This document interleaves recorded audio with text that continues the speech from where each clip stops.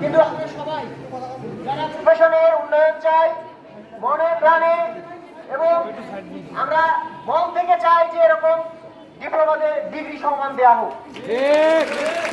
আরে ভাই inter pass করে সবাই এখানে ডিপ্লোমাদের অনেকে সায়েন্স থেকে আসছে, আর্টস থেকে আসছে। ইন্টার পাস করে যদি এসে 3 বছরের কোর্স করার পর আবার 6 মাস ইন্টার্ন করার পর যদি ওই ইন্টার্ন পাসের ভ্যালু থাকে তাহলে এই এতদিনের পরিশ্রমের দরকারটা কি? এটা কি বৈষম্য নয়? আমরা এই বৈষম্যের বিরুদ্ধে। আমরা চাই নার্সিং প্রফেশনের উন্নয়নে যে কোনো পদক্ষেপ যে কেউ নেই আমরা তাদের পক্ষে আছি। আমি রংপুর নার্সিং কলেজের সকল বিএসসির পক্ষ থেকে এবং আমি শুধু আমাদের পক্ষ থেকে জানাচ্ছি, অলরেডি আমরা বিবৃতি দিয়েছি, আপনারা ডিপ্লোমার অনেক ভাই বোনেরা অবগত আছেন আপনাদের পক্ষে। সারা বাংলাদেশের সবাই আপনাদের পক্ষে, বিএসসি সবাই আপনাদের পক্ষে। এখানে কোনো দ্বিমত পোষণ করার সুযোগ নাই।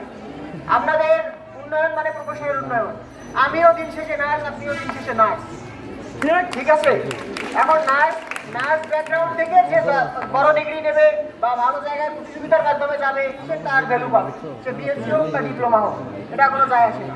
যার যোগ্যতা আছে সে জায়গায় প্রতিযোগিতা নিয়ে সে জায়গায় যাবে। এখানে কোনো বক্তব্য আমি দীর্ঘায়িত করবো না। একটা বিষয় স্পষ্ট করার জন্য মাইক হাতে নিয়েছি, সেটা হচ্ছে আমরা অলরেডি অনেকেই একাত্মতা পোষণ করতেছে। আমরা একাত্মতা সবার আগে দিয়ে দিয়েছি বিবৃতির মাধ্যমে, মুখে হয়তো বলি নাই বা বক্তব্য দেই নাই, কিন্তু বিবৃতি কোনো নার্সিং কলেজ দেয় নাই। আমরা একমাত্র নার্সিং কলেজ আমাদের বিএসসির পক্ষ থেকে বিবৃতি আকারে প্রকাশ করেছি, যে 21 তারিখে প্রকাশ করেছি। অর্থাৎ আমরা প্রফেশনের উন্নয়ন চাই, আমরা কোনো বিশৃঙ্খলা, আমরা কোনো ভেদাভেদ চাই না। আমরা চাই যোগ্যতা সম্পন্ন যেই হোক না কেন সে সামনে এগিয়ে যায়। প্রফেশনের উন্নয়ন হোক। সারা বিশ্বে যেমন নার্সিং প্রফেশনকে সম্মানের চোখে দেখা হয়, বাংলাদেশে এই অবহেলা। আপনাদের যারা পেশার উন্নয়ন চান, আপনাদের উপর অত্যন্ত আহ্বান থাকবে, আপনারা নিজ নিজ সব ওইদিকে যাওয়া যায় না এখন যে উন্নয়নে যা করা জরুরি সেই সঙ্গে যদি সবাই এক হয়ে কাজ করতে হয় সেটাও আমরা করতে রাজি আছি।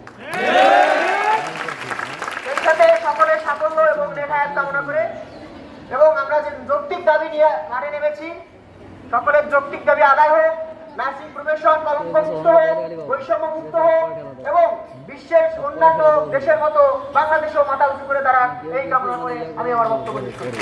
ধন্যবাদ।